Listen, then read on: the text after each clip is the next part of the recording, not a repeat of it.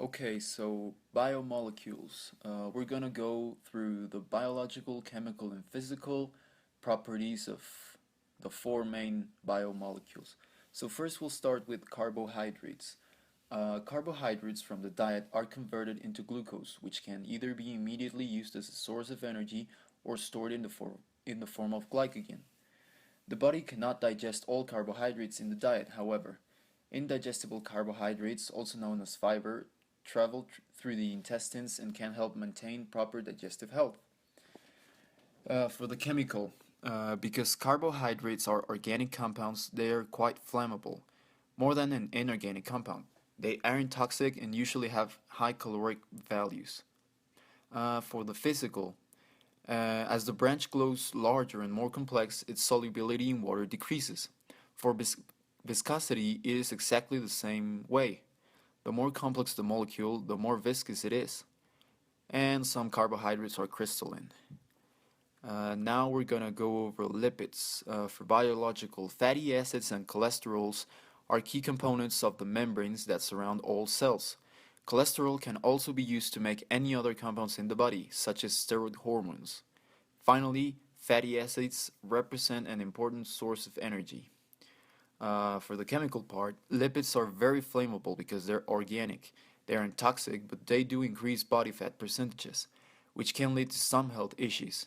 They are very they have very high caloric values. And for the physical properties, they're usually hydrophobic. Their melting point temperatures is above 27 degrees Celsius, and they are usually viscous at room temperatures. Now let's go for proteins.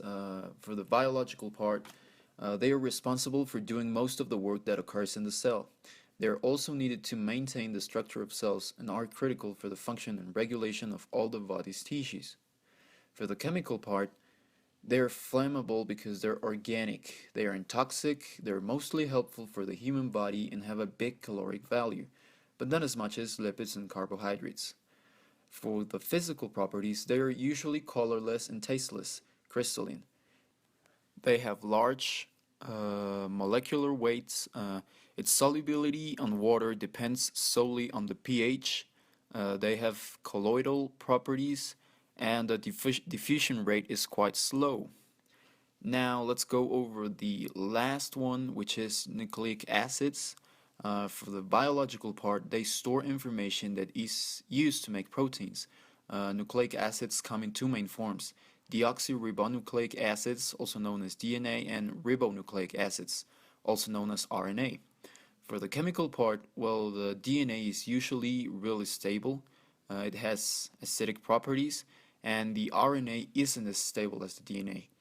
And for the physical part, they have a really long chain and they are soluble in water and they are usually a really rigid molecule.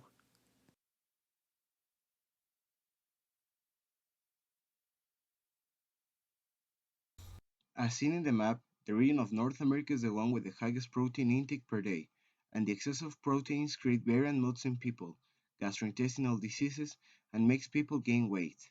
And in Africa, the lack of proteins make people be very skinny, with delicate tissues and a bad metabolism. The diet in Africa is mostly made of carbohydrates, but this may cause metabolic problems because there is no presence of other biomolecules, and the excessive intake of carbs may create insulin resistance. In exchange, the American region has a low carb intake in their diet. This may cause glucose problems and also make people gain weight. The excess of fats is mainly seen in the United States and Europe. This may bring problems such as obesity and cholesterol issues, bringing cardiovascular diseases with them. In Africa, the continent with less fat consumption brings with it diseases in skin and deficiency of it, vision issues, and cognitive problems.